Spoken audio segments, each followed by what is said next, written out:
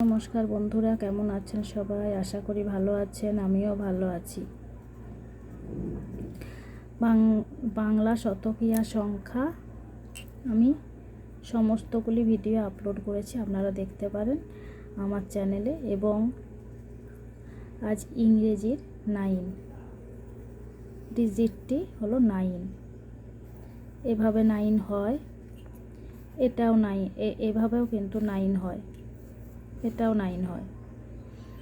তো যেটা বাচ্চার সুবিধা হবে সেভাবে শেখাতে হবে। 9 স্পেলিংটি হলো NINE। প্রথমে ক্যাপিটালে লিখে তারপর স্মলে লিখব NINE